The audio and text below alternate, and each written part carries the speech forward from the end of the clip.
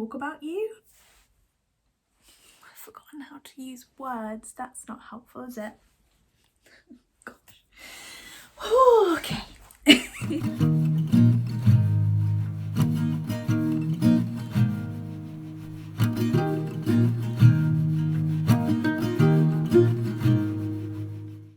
Hi, and welcome to episode 11 of Merry Little Makes. I'm Mary and I'm coming to you from Bristol in the UK. I am a knitter, maker and aspiring knitwear designer. This week I have some pretty exciting stuff to talk to you all about, so if you are new, welcome, thank you so much for joining me, and if you are returning, thank you for coming back to my little corner of the internet where we talk all things fibre and all things fibre community.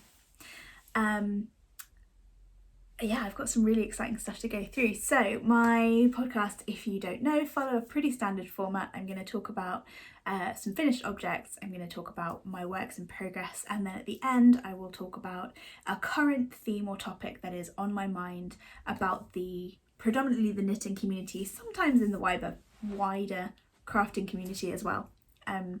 Apparently I've forgotten how to speak today, so get ready for that. Okay, so let's start with what I'm wearing. Some of you may have seen this before if you have watched my video where Kat and I talk about Roots and Stitches, which is a business that we run, which is an online community featuring lots of cool articles and conversations with different makers about all sorts of different areas of the fibre community. I'm wearing this in that, but this is Kat's design and it is a modified version of the Carla Galdana summer top. I absolutely love it, and this is how I style it in the colder months. So I will put it over a little black turtleneck, and it's a great layering piece. I quite often will wear it under one of my other jumpers as well, and I'm definitely going to make another one in a different yarn in the future. So I've talked about it a little bit before, but basically I knit this in a Shapier, what is the Metropolis, I think it's called, and it's a wool nylon, it's a sock yarn, and I don't love the feel of it because it's got nylon in, probably also because it's superwash, but mainly I think it's the nylon factor that really bothers me a little bit. I actually find nylon to be quite scratchy compared to wool, so there you go. Yeah, so it's not my favourite fibre content, but I love the colour and I really love the design. I changed it very slightly. I added, I didn't do all, there is another section of knit purl texture at the bottom, and then I added a little twisted cabled rib, which is actually a feature from my Birds of Prey socks, my sock design. So yeah, I kind of hacked it up a little bit, but I really love it. It's a super interesting construction. It's got like a little halter design and a split back, which there's no way I'm going to be able to show you that, but go check it out. It's a great design. Kat is a really interesting designer. She is many things, including a designer, but the way that her brain works about just putting stuff together in a cool way is, I think, fascinating. I'm going to apologise for all the lighting changes because it's kind of grey outside, but the sun's just peeked through, so there will probably be some changes in lighting. Apologies for that. But it's winter, so we have to capitalise on daylight right now. Okay, so that's the top I'm wearing. I will take off, as usual, one of my socks and show it to you. This is also a friend's design. That's fun. So this is probably covered in dog hair or human hair, as usual. There are a lot of hairy people in this house. So these are the Fairy Gathering socks, slightly modified by Dimmy, who's a really good friend of mine. I did a test knit for her, and then this was actually my second, no, this might have been the test pair, or it might have been my second pair, I can't remember. I've got two pairs and I did them very close to each other. It's got a really beautiful, very Moorish textured design, which I think just works beautifully with self-striping. And in this particular case, it just happened, yeah, it just looks really nice in self-striping yarn. Can recommend. The self-striping is from Dotty Wool Co, and it's one of their gobstoppers. can't remember the colourway off the top of my head, I'm afraid. But yes, it's a lovely sock yarn. I've got a few different pairs in Dotty Wilco. I really like it as a sock yarn. So that's the socks I'm wearing today. This is going to be a sock heavy episode. I apologise in advance, but you know this. I'm a sock knitter. I love knitting socks. So let's talk about finished objects. Alright, so those of you who have been anywhere near my Instagram will hopefully have seen that I've been talking a lot about my first finished sock design of the year, and that's because it's in testing right now, which is so exciting. My testers are absolutely incredible. I love them all so much. A lot of them have already finished. Some of them finished so quickly, I was blown away. But they've all been amazing, really helped tweak the pattern a little bit. My tech editor is poised and ready to do the final tech edit when everyone has given their feedback. So they have another month. I've given them a really long testing window, partly because it's colourwork socks, and I know that although I'm only asking them to finish one, I know a lot of people like to finish both and wear them and kind of have a feel for that. Yeah, so they have until the end of February to finish their test knit, and then I'm hoping to launch and release the pattern at the beginning of March. And that is, oh, the sun's just come out quite blindingly, the Nestie Socks. Alright, so I might have to wait for the sun to go in before I can show you these, but it looks like it might any second.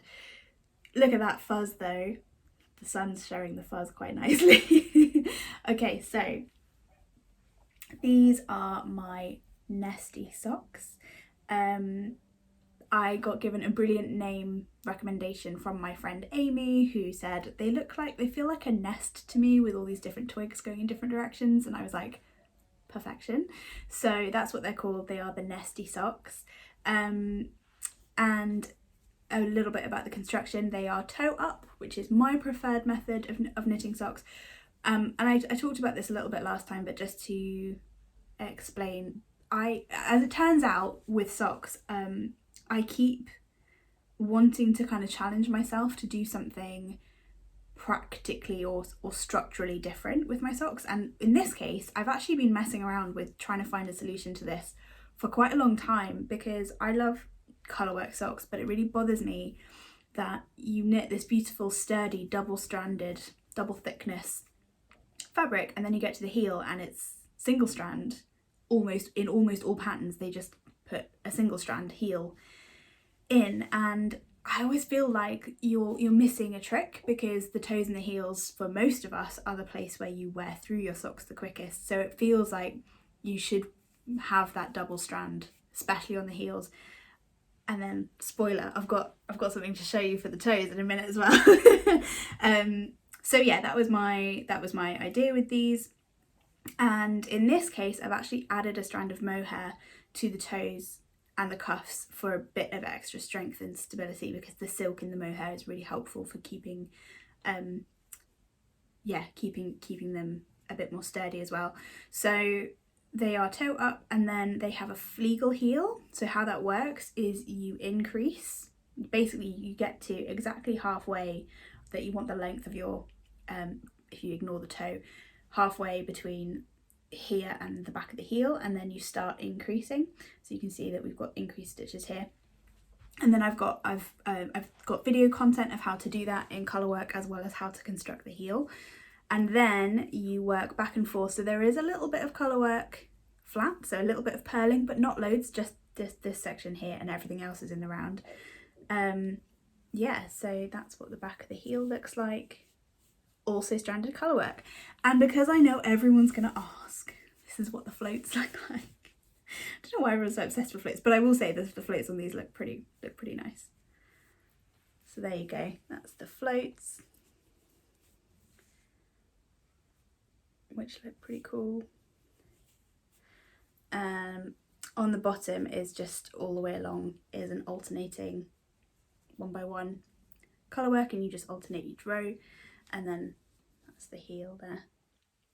So yeah, I'm really proud of these. They took a lot of brain power to solve the problem of how I wanted to make this heel work.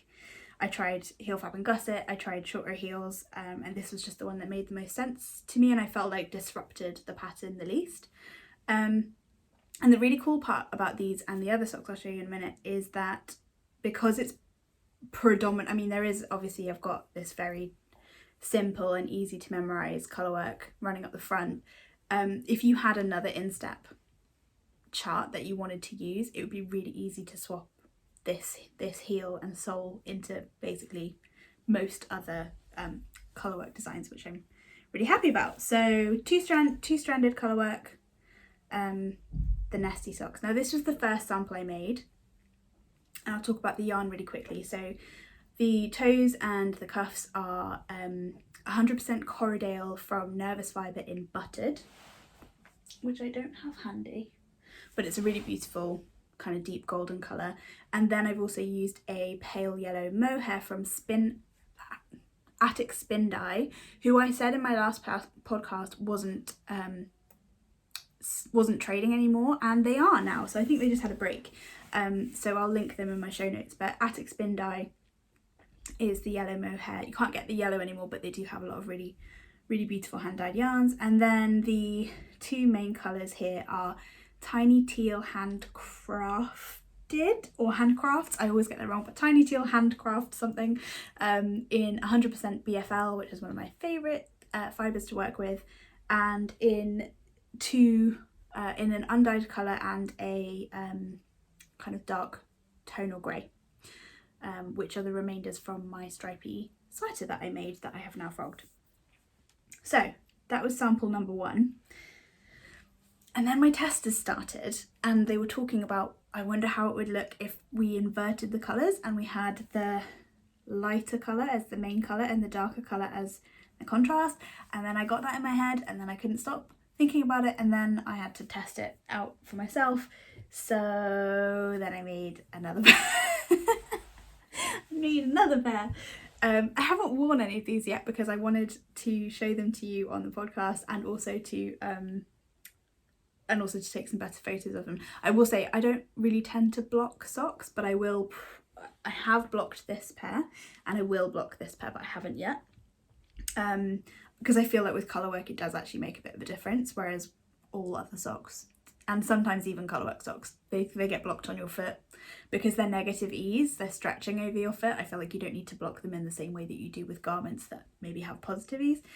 So yeah, I made another pair and I made them inverted. So I had the light colour as my main colour and then the dark colour as the contrast. And I also did a slightly different cuff on these just because I felt like it. Yes, so these are the cuff and toe are Along Avec Anna, which is a great indie yarn store in Exeter and also in France possibly. I know they kind of exist in both places, but yeah, they're run by a really lovely French lady called Anna, and this is their merino and mohair combined, both in the same colour, but I can't remember off the top of my head what the colour name is. I'll put it on the screen.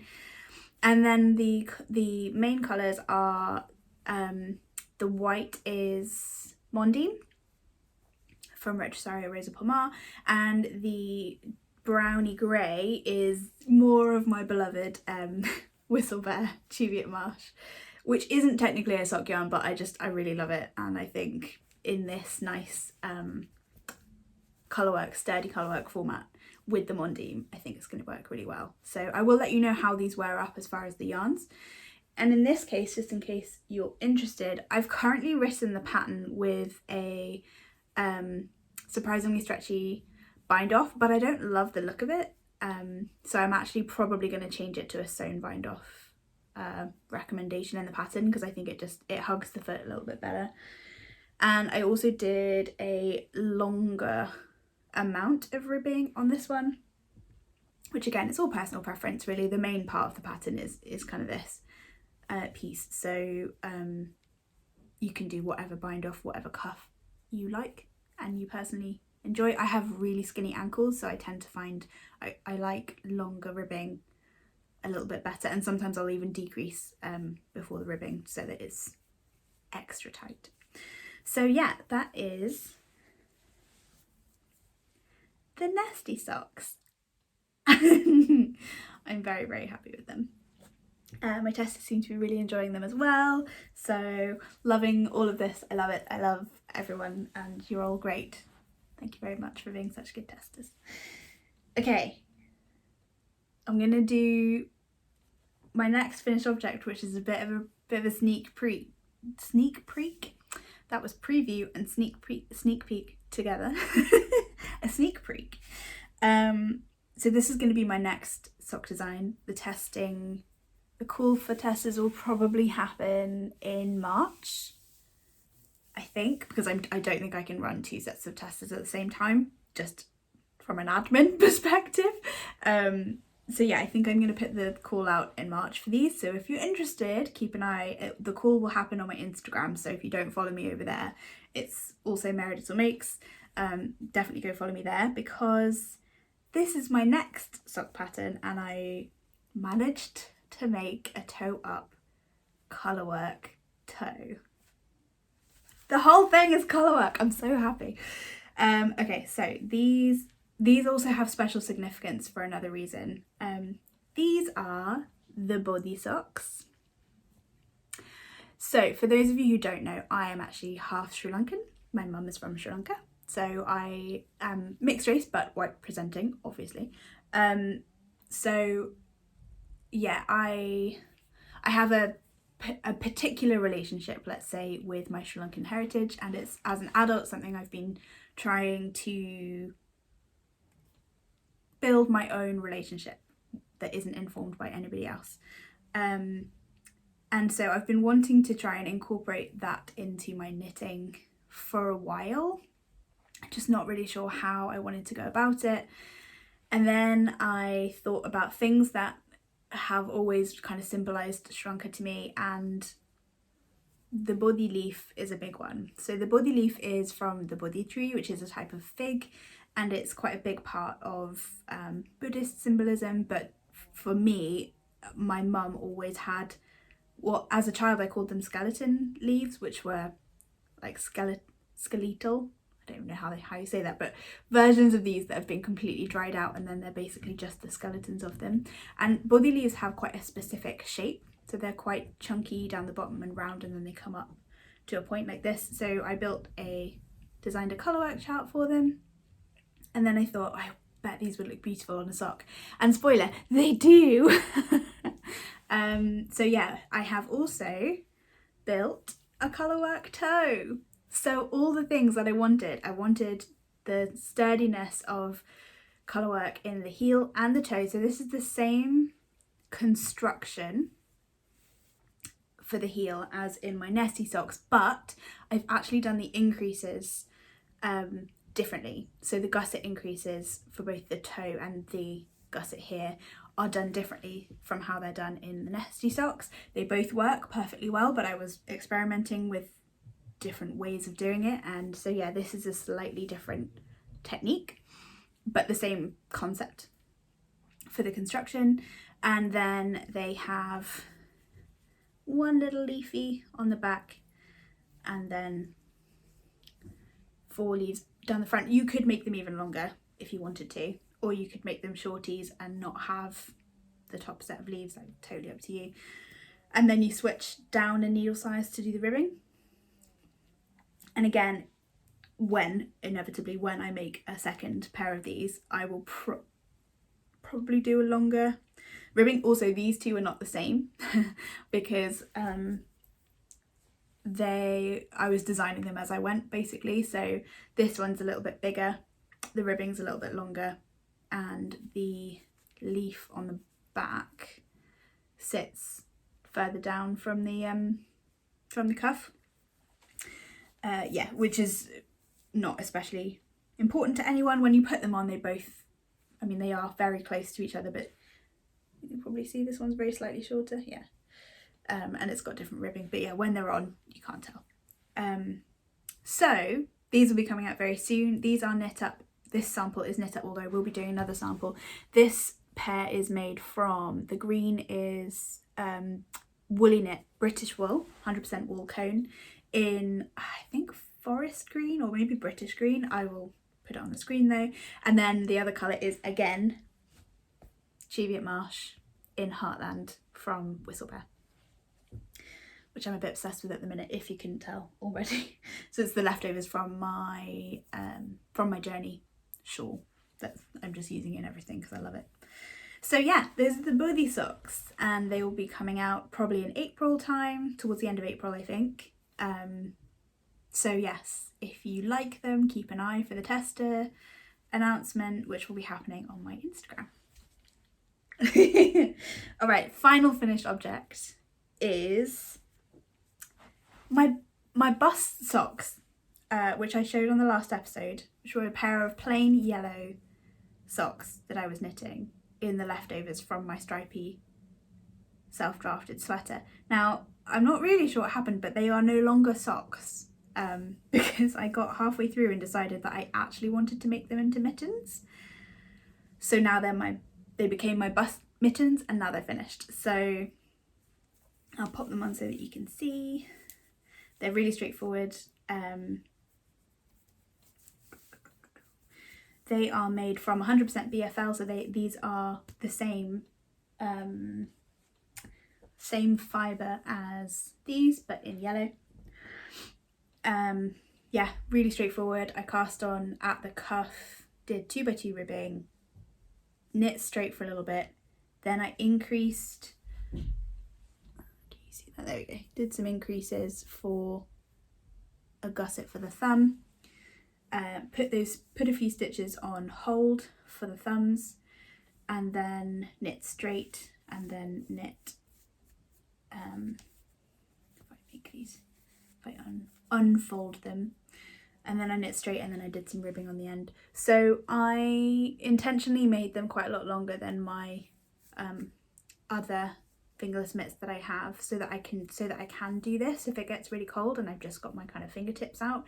But then most of the time I can have them folded down, so they're not like they're not mittens, convertible mittens type thing, and they don't go so far over my fingers that they ever completely cover my hands, because I've tried that in the past and it just bothers me because I'm always doing things. So yeah, I have made them sort of semi-convertible, I guess.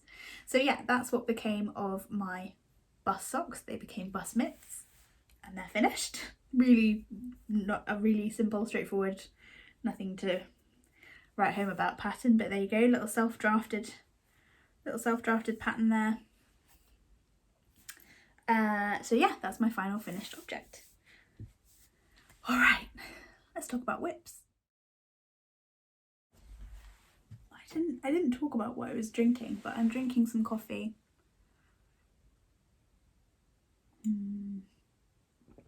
Out of my favourite Cobworks breakfast mug. Mainly because it's massive. I don't believe in hot drinks unless they're the size of your head. Like, what's the point? Okay. Very yummy. Whips. I have two. I'm not going to talk about this guy. This is the shawl that I showed in my last video. I haven't made any progress on it or taken it out, so I'm not going to talk about that. But whip number one is a fun one. So I've obviously been on a bit of a sock kick, as you can probably tell. Socks have been on my needles a lot recently, more so than usual, I would say. And my husband finally went, excuse me, where are my socks? Now I've made him probably three, maybe four pairs of socks in the past, and he does love them. He wears them all the time. But he just wears them in the house. They're like his house socks, and he really likes them, but I don't know, I've just never really thought that he wanted that. I've kind of forced them on him in a way. So I didn't realise he was that fussed about having them, and as it turns out, he really loves them, and he was like, I would like some more socks, please. So I said, no problem, but I don't have very much sock yarn that he would enjoy in terms of full skeins, and because he's a boy, he has very big feet, so I do need a full 100 grams minimum of yarn to make him socks, really. So I said, how about some chaos socks? Because you're only going to wear them inside. So chaos socks, if you're not aware, are a D&D inspired madness where you choose some colours and you roll some dice to tell you what colour and how many rows of that colour you're going to add. So we went through my odds and ends collection of sock yarn, which are all sitting here in this basket, and we've got all sorts in here. So this is Deepwood from Nervous Fibre, this is Mondeem. Those are the only two and then this is some of the grey from BFL from Tiny Teal Handcraft. Those are the non-superwash, and everything else is superwash. And I figured for these, I don't think it matters too much to mix them up. As long as he hand washes them, it'll be fine. So this is the rest of the Dotty Woolco self-striping that is currently on my feet. This is, I can't remember the name of it, but this was a Star Wars collection yarn from Fibre Fox, which my husband actually chose, and I knit him a very plain pair of socks in this. This is one of my favourite yarns, one of my favourite colourways that I think Jude has ever dyed. So this is Stranded Dye Works in Naughty List. I think it's a really interesting colour, which is really fun. This was a mystery skein, Christmas skein obviously, that came with Stripy Cat yarns because I ordered their Harry Potter like all 7 books colourway, which I knit a pair of socks for myself and a pair of socks for my best friend out of that skein, and then this was a like mystery skein that came with it. So lots of really fun greens and colours in there. This is Somerset yarns, I think. So this is a leftover ball from a pair of socks I knit for my husband's grandmother, and they're like really cool mermaidy colours. Love that colour. This was a gifted skein from Dimmy, who designed the socks that are currently on my feet right now. So this was a rainbow skein that she sent me in a really, really sweet Christmas package a couple of years ago. I think that's it. And there's a couple of others. So this, here you go. This is the leftovers from my vanilla custard socks, which are designed by Sarah Kareen Knits. And this is the leftovers of that pair of socks. And I think they are in the Crochet Corner, who is now called Cheshire Dye Works or something. I'll put it on the screen, but they've rebranded themselves recently. Beautiful colour, and it looks like vanilla custard, so I was like, I have to make the vanilla custard socks out of these. So that's all the colours he chose, and then basically he rolls, there are 12 colours, sunshine. There are 12 colours. He rolls a d12 to choose the colour, and then he rolls a d20 to work out how many rows of that colour I am making. To start with, we were rolling a smaller dice because we had a couple of odds and ends that were very, very little, but now he's rolling a d20. So I'm doing the cuffs of them. I'll do the cuffs and toes and probably heels in this is the grey BFL. And then I'm just doing a big tube, so I'm going to do a full-on sock tube for both socks. It's going to be really, really long, and then I'll cut it in half and then do an afterthought heel and pick up the live stitches to knit the toes on both. So this is what it's currently looking like. Absolute chaos. But I really like them. I think they've actually worked out beautifully. And because some of them are self-striping, that makes it even more fun. So these first few stripes are actually one yarn, but then that's a different yarn, that's a different yarn, that's the Star Wars yarn, that's the green mystery one from Stripy Cat Yarns, the vanilla custard socks, the mermaid socks, that is Nervous Fibre, Mondeem and Stranded Dye Works. So yeah, I'm really enjoying actually this little like walk down memory lane of all these sock yarns that I've loved so much.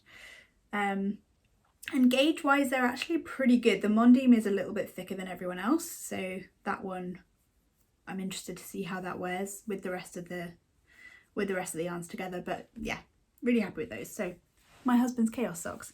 They'll be growing slowly but surely whenever he feels like rolling more dice, but not in any particular rush to finish them, and they're just in my little basket to come around the house with me. Before I get to my last whip, which is just like a fun self-drafted project, I wanted to show you the progress on frogging and re-preparing the yarn from my sweater, because I know that not necessarily loads of people have done this, and I wanted to show you it's totally possible, even with that sweater, which was stripes and therefore, you know, sections that had to be cut, which isn't ideal, but it's still totally knittable into something else. You just have some more ends to weave in. So I frogged it completely, and as I frogged it, rolled the yarn into a ball, and then as I got to the end of a stripe, I just tied the next one on. So for now, there'll be lots and lots of little knots. I say lots. Yeah, like the stripes were about this big. So actually, when you think about the circumference of a sweater, each ball for each stripe was actually relatively big. So yeah, as I start re-knitting whatever I decide to knit, as I come up to a knot, I'll just cut it out and then start it as if it's a new yarn. So it'll be totally fine. But I wanted to show you what the different stages look like. So please hold and I'll come back with the yarn. Okay, so this is the ball that has come from frogging the yarn. So you see it's pretty hefty. And if I just undo a little bit, you'll see it is a curly boy. So this is why we don't just re-knit straight out of. You totally can, but because it's so curly, it can really mess with your stitch gauge. It will look pretty awful until you reblock it. And also the fibres are now trying very hard to sit in this formation, so it's a good idea to help the fibres re-relax, but that's the beauty of wool, is it's kind of infinitely reusable. So this is the undyed, I think it's undyed, BFL, which hasn't been processed again yet. So this has just come straight out of the sweater, frogged and in a big old ball. What I then do is I use my Niddy Noddy, which is honestly the best name for anything ever. You can make them pretty easily out of pieces of PVC pipe. There are some really good tutorials on how to do that. This one is from Cotswold Yarn Co, I would think they're called, but again I will pop them on the screen. So when I started spinning, I ordered myself one of these. They're not particularly expensive, but they've made really beautiful little wooden ones. So basically it's like this in the middle, and then you have two handles, I guess, which are perpendicular to each other. So this one's going straight and this one horizontally and this one's going vertically. And then what you do is you wrap the yarn around it. Again, there are some really good tutorials on how to do that. My one is exactly 4 feet per cycle. So if you start from here and then wrap it all around once, that's 4 feet worth of yarn. However, I also hacked up and made, which I have talked about in a previous episode, this, which is my yarn counter. So I built this with my dad in the summer, and I really love it. It's very proper hack job. It's not especially neat and tidy, but it's perfect and it does the job for me. So once you have wound your yarn into a skein from the Niddy Noddy, which I'll explain in a minute, and re-washed it, when you then wind it back into a ball or a cake, you can do it using this in the middle of that process, and it will actually tell you your yardage or your meterage if you need to know it. So that's been a really fun little project. You don't need to know what the meterage is necessarily, but if you're interested, that's a fun extra step you can do. So once you have wound your Niddy Noddy and put all of the yarn onto it, you'll end up with a giant loop, and then you tie the loop in various places so that it stays together, and it becomes a hank, which looks like this. So this has now been soaked, re-soaked, and what you can see is it's now much more relaxed. This is effectively what it will look like when you get it from whoever you bought the yarn from originally. And if I, very roughly speaking, twist this up, and this is not going to be neat because I'm not a yarn maker, but roughly speaking,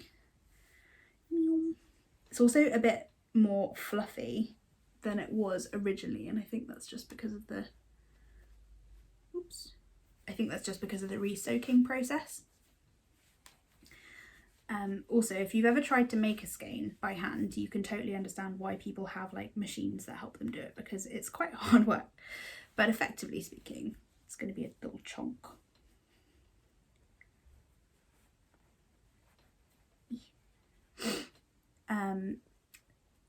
Once you have made it into a hank, if you wanted to, you can reskein it. Horrible job, but you see the idea. So that's how skeins of yarn are effectively made. They're a big loop that gets twisted up and it holds itself together.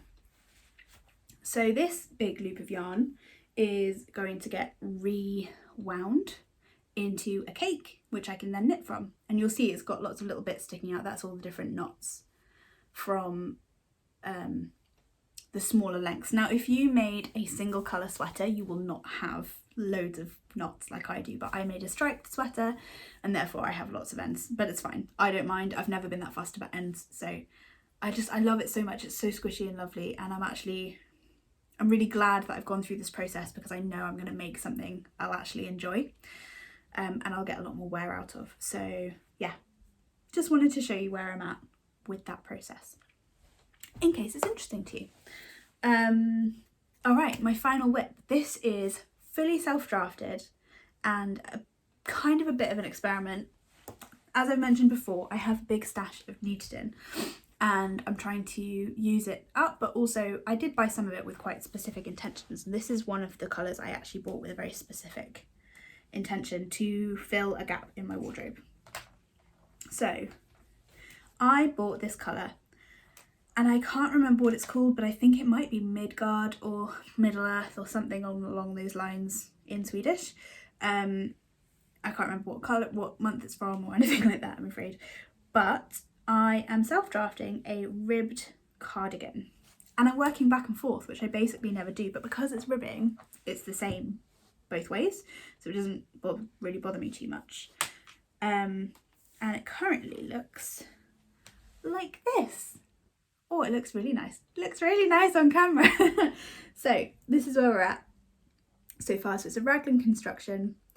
It is not especially oversized, actually. I can probably put it on and show you the fit, because it's on big old needles, so I'm not gonna. There you go.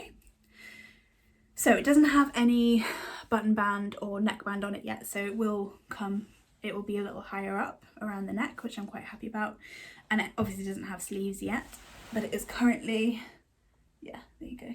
So it's sitting like a little bit, very slightly below my natural armpit, and that's because I want to be able to wear it as a layering piece under jackets and other things. So where I'm at right now is I'm still increasing at the front. I'm still increasing on this raglan at the front, but I'm not on any of the rest of it. So the back is exactly where I want it to be. I've already split for the arms because I didn't want the yoke to get so long that my armhole is down here somewhere, and then every time I lift my arm, the whole thing comes out like it's not the one. So I've had a mini rant about this on my stories recently. I think I have a couple of older projects like that I just never wear because they're so impractical. Like I actually nearly set one of my jumpers on fire over Christmas because it's like a big batwing situation, and I lifted my arm to stir something in a pot on the stove, and the whole hem came up and effectively went into the gas burner. It was not ideal. So yeah, I've been wanting to make something like this for a little while, and I made some hats. I should have mentioned them about finished objects actually. I'll put some pictures in here. There are some photos of them on my Instagram as well. I made a couple of hats for Alex, cat Weaver. Her husband Alex had his birthday recently, and my husband and I went to hang out with them for a super lovely weekend, and I made him a couple of hats because I know he really likes hats. And one of them was in this colour, held with mohair, and the other was in the colour that I'm using in this shawl, also held with mohair. And I did some decreases with a 2x2 rib, and I just really liked the way that it looked, and it inspired me to come home and start knitting this. So if you're interested in the construction and stuff, let me know and I can maybe talk about it a little bit more. You'll see it again in the next episode, I'm sure, because it's going to take me a little while to finish. I want it to be quite long. I'm still thinking I might even want it to have pockets. We'll get to that if I decide it needs pockets. Where's my yarn going? There it is. Yes, so this is just a little whip that I'm doing with a very straightforward construction. Effectively speaking, you just cast on the top, and then the front you cast on, you place a marker and just have like 1 or 2 stitches. So there's basically nothing there, and then you increase, which helps form those front panels, and you just keep working back and forth. I'm slipping stitches up on each edge, and then I will be joining and doing a button band, probably a double knit button band up the top. I probably won't put buttons on it, but we'll see. I have some, in the past I've had some cardigans with buttons and I've literally never used them, so I might just not bother. And I'm also thinking I might possibly knit a tie for like a waist tie for it as well. So we'll see if I do any of those things. I might not. And I'm also going to give it a slightly tapered sleeve, which is something that I don't normally do. I quite often will do like a straight and then cinch right in at the end, which I do really like. But again, because I want this to be a layering thing that I can wear under coats and jackets and stuff, I'm going to taper the sleeves in slightly. They'll still have some ease so I can move, and I want them to feel comfortable, but yeah. And then probably fairly long ribbing at the end so that it stays nice, and it's a practical thing. It's going to look nice but also very practical. I'm holding 2 strands of Nudiston together and it's on 5mm needles, which feels massive for me. But yeah, I'm really enjoying it. So that's everything that I'm working on right now. I'm obviously mostly focused on my socks and my new pattern and my testers, who are doing such a wonderful job. So that's taking up most of my kind of focus, but I'm really enjoying this cardigan I like unspun because it makes you slow down. I'm quite a fast knitter, like just as in my hands go quite quickly. I don't have tons of time to knit, so it's nice that I'm a fast knitter, but at the same time, sometimes it's nice to have something that forces you to slow down a little bit, like colourwork and unspun. So I think that's something I'm just craving at the moment. And the final thing to talk about in terms of whips, which is technically in the works but not started just yet, is also Kat made me this bag. There's a video all about her making these bags, and it is currently holding a centre pull ball of Whistlebear Eve Ring Bell, which is just like, it's like they were made for each other.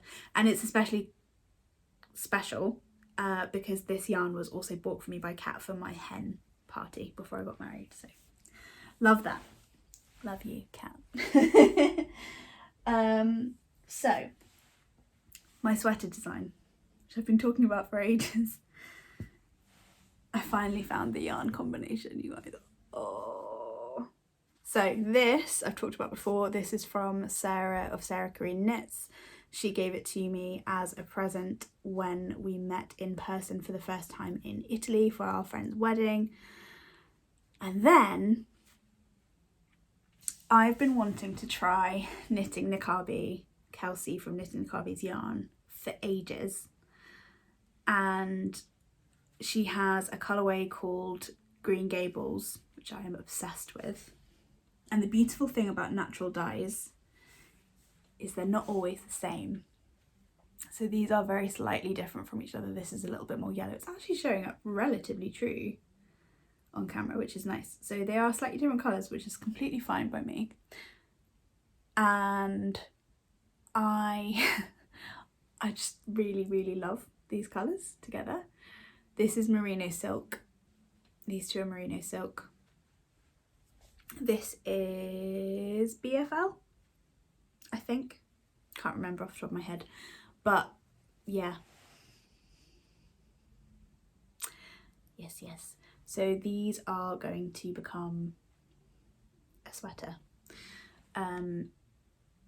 There's a possibility I may also be adding in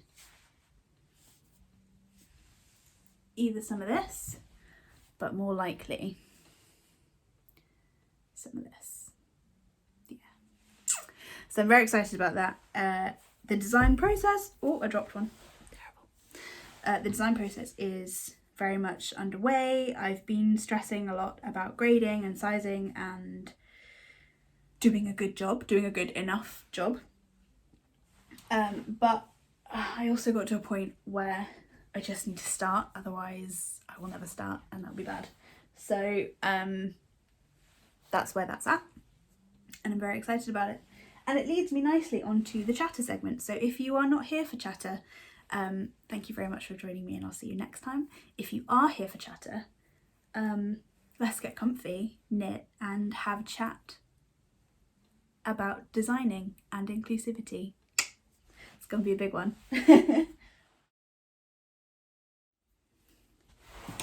All right, so if you have been anywhere near my Instagram for the last,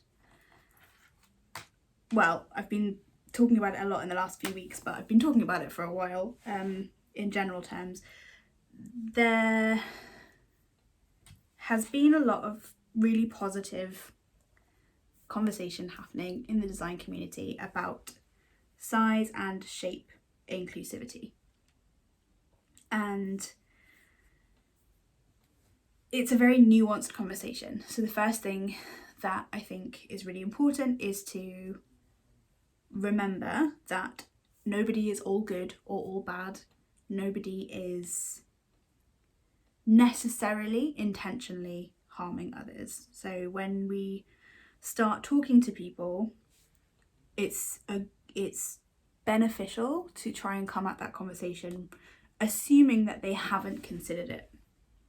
And yeah, it would be lovely if all designers ever thought about inclusivity and considered it from day one and all that stuff. But it's, my opinion on it is it's not fair to get angry at people who don't know better right now. Like, I am angry about it, but at the same time it's not going to help. Being mad at them isn't going to get them to think differently or change their behaviour. And actually coming from a space of asking why, or asking did you know, or offering resources and places that they can go to learn and to do better, is, I think, a more helpful stance. So, and this, to be honest, is my general stance with all forms of inclusion and oppression and all the isms we talk about, coming from a place of why, and being genuinely interested to hear the answer, is, I think, one of the most productive ways that we can engage in the conversation. And one of the reasons, so I've been having some very interesting DM conversations recently, lots of them really amazing and positive, but obviously some of them not so much. And one of the things I got asked, which I thought was so fascinating and I wanted to talk about it today, is why do you care so much about size inclusivity? You're not plus size. Which I was like, what? But that was my first reaction, and then I caught myself and said, okay, that's a really interesting viewpoint. Why do you think I shouldn't care just because I'm not plus size? Or what they consider to be plus size anyway. And the person responded and said, well, like, it doesn't affect you. And I said, well, it doesn't necessarily affect me in my everyday existence, right? I have, to an extent, in certain areas, I definitely have thin privilege, although it's worth noting that I am a size in the UK who still, like, borderline can't find things, and I'm fully aware that I am not even the UK's average size, which makes me... But that's a side point. I don't buy fast fashion anyway, it doesn't really bother me. It's interesting to me for somebody to say that and say, well, if it doesn't affect your life, why do you care? And to me, there are a few different reasons. One is I have friends, family, and people I love who are really affected by this. So of course I care, right? Because I care about them and I want their experience of clothing themselves to be nicer than it is right now, because it sucks. And anyone who is any level of plus size will tell you how much it sucks. And the more plus size you are on that scale, the more it sucks. So of course I care, because there are people I know personally and care about, and I wish that things could be better for them. But even if I didn't know anyone who falls into the plus size category, from a, I don't know, future, legacy, potential, whatever you want to call it, perspective, maybe one day I will be plus sized, and maybe I will have a kid who's plus sized. And like, what kind of model do I want to set? What kind of legacy do I want to leave? As a designer, it feels like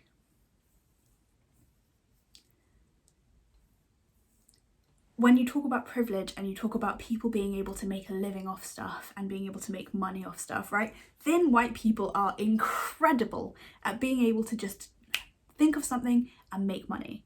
It's so easy for us to do that. And I'm going to say us here because although I am mixed race and I am not necessarily skinny, I benefit from privilege in both those spaces. So I'm going to refer to myself as being part of this group, right? I can have an idea and go and make money off it pretty easily. And when you think about the barriers that are in place, size inclusivity is like, it's like the smallest barrier in a literal sense. If you are a person who has never needed to worry about gauge, and I'll come back to this in a minute, if you are a person who's never needed to check what sizes the pattern goes to, you are in this group that I'm talking about right now. Okay, so let's just be very clear about that. If you've never even considered worrying about gauge and you've never actively checked what sizes a pattern has because you don't know if it's going to fit you, you are in this group that I'm referring to. And I am a lot of the time in this group as well. So it's little things like knowing that you'll be able to just self-draft a sweater, and a sweater's quantity not representing such an enormous investment of money, but also of time, right? Because knitting bigger garments takes time. We all talk about, you hear people all the time talking about, oh, I'm knitting a sweater for my husband and oh my gosh, it's taking me so long and I hate it, and like, boy clothes are so much bigger. And there's no consideration of the fact that, like, okay, well, what happens if you're the partner who's bigger, right? And that's not male-female specific, but we often hear this perfectly normalized conversation about, well, I'm knitting a sweater for my boyfriend and the sweater curse and all the things. And often the narrative around it is, oh, I'm not going to do this too much because it's so much money. I'm not buying really nice yarn because I just can't afford to spend that much money on nice yarn for this size of thing, blah, blah, blah. Think about all those things and then think about if every time you made a garment for yourself, that's the world you're living in, right? So it's useful to always be aware of that, because so we on Roots and Stitches, we've just recently written and launched an article about gauge and swatching, which is a whole thing in and of itself. But Sarah Corrine Knits and I were talking about this, and I think it's such an important point because she's also been really, really vocally talking and doing some incredible work about size inclusivity recently. And we've both been referencing amazing people like Jen from JP Knits, from Julie, who's just launched her next grading bootcamp, and I just did her warm-up. I unfortunately can't afford her bootcamp just yet, but I fully plan to do it in the future. And there's been so much interesting conversation, but one of the things that came up, and both me and Sarah were like, whoa, I had never considered this, was gauge in and of itself is important, right? Designers do the maths to work out how big stuff's going to be based on gauge. So if you had a garment that needs to be, for the sake of ease, let's say 10 stitches for an inch, if you're making a size that's going to be a 40-inch bust finished, then that's 400 stitches, right? If your gauge is off by like 2 stitches, that represents like nearly 4 inches wrong.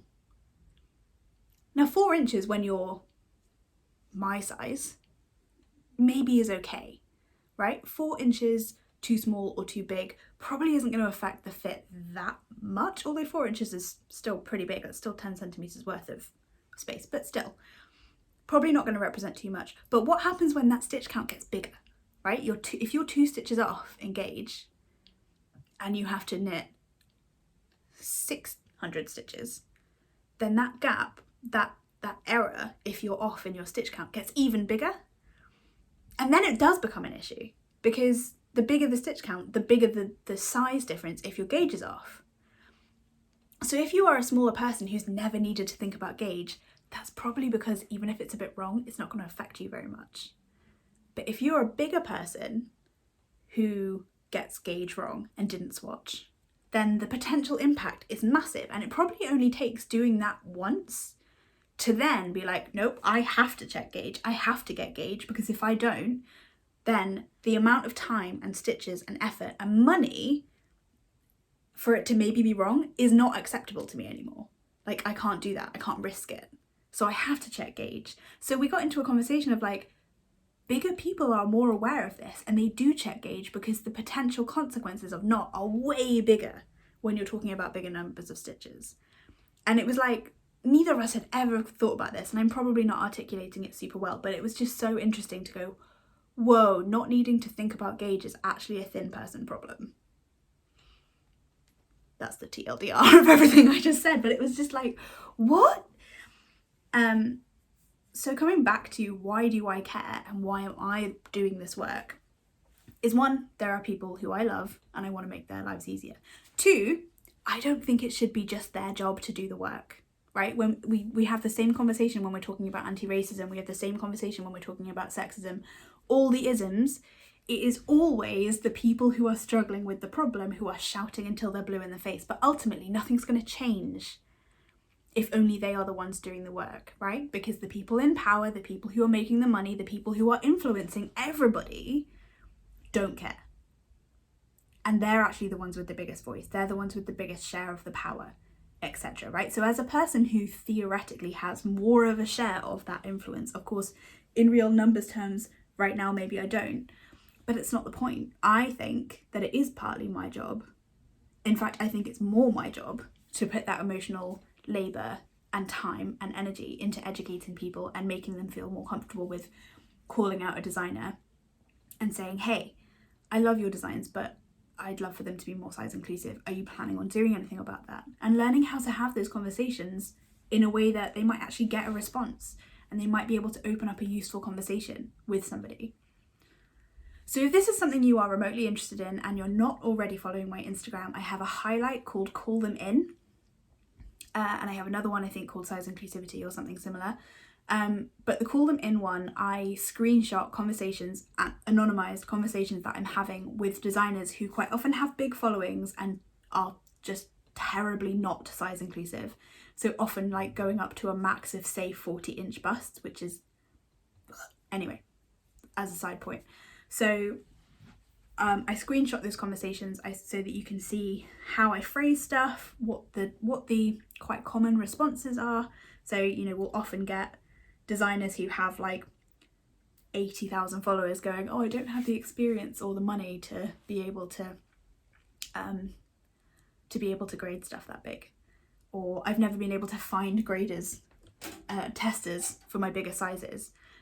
And then you look at their testing window and it's like 3 weeks and go, yeah, that'll be why. Like, no one can be expected to knit a garment in 3 weeks, and especially not if they're bigger size. Like, it's just not feasible.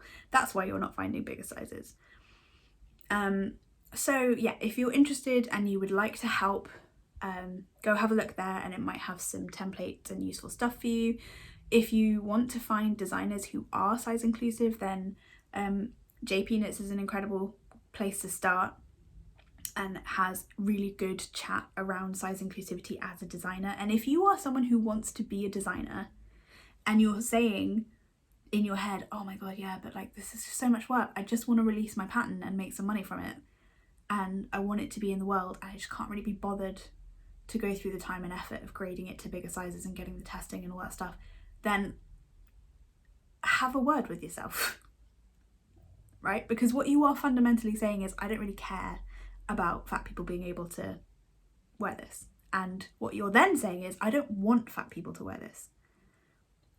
And like, that's what you're broadcasting, whether you know it or whether you mean to or not. If you put out a design into the world that doesn't include bigger sizes, what you are saying is, I don't want bigger people to wear the thing I made. And if you're okay with that, cool, but understand that that's what you're saying. So yeah, for all the people saying, oh my god, just make your design already and release it, weirdly there are a few people who are getting slightly like aggro about the fact that I haven't released a sweater design yet. That's why. Because I want to take the time, and it's not going to be perfect because it'll be my first one, and it'll be the first time, it'll be my first garment pattern and the first time I've tried to grade to any like proper level of detail.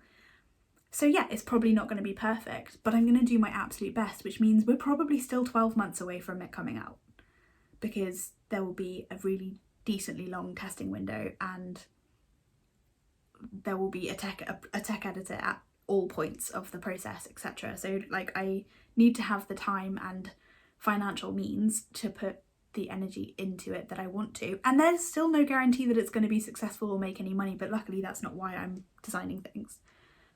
So yeah, soapbox moment. We knew it was going to happen this week because of everything I've been chatting about on Instagram, but if you are a person who wants to talk about this stuff, please come and have a chat with me. If you think there's a really, you know, that I've missed something crucial, and there's always a reason why there's a good reason why somebody might not be more size inclusive with their patterns, etc. Like, please come and chat with me, because I'm really, really here for it. I'm not just saying that. I want to hear from, like, I want those spicy conversations. I want to hear from you, because I think this is really important, and I think the more of us who can stand up and talk about it and just bring awareness to it, the less work our plus size friends would need to do to be able to knit cool things and feel great in the clothes that they make. Because ultimately that's why all of us knit, right? All of us do this because we like making bespoke stuff, whether it's for us or for other people. And so if you are someone who doesn't need to worry about plus sizeness, like, imagine how frustrating it would be to find this world of, wow, I can make clothes for myself and still not be able to make them fit you because people aren't writing patterns that include you. So for me, that's why it's important. For me, that's why I do it. No, it's not going to affect me at all. I could, if I wanted to, knit most things that exist on the internet with very little changes to the original pattern. But I choose to hold my pattern selection to a higher standard. And I hope you do too. And if you're here, you probably do. But yeah, come and have a chat with me, have a chat in the comments. Thank you all for the amazing comments and conversations and tidbits that I've had so far over on Instagram, and hopefully we'll start having some here as well, because I think it is a really important conversation. And I'm going to go away because the light's starting to go and I've probably been talking too long, but thank you so much for joining me this week. For another deep chatter segment at the end. I know we always get deep here, but have an amazing few weeks. I will be back probably quite soon to talk about the Nestie Socks when they do launch, but also to start talking about some other stuff that's going on. And until I see you next time, move slow and make things.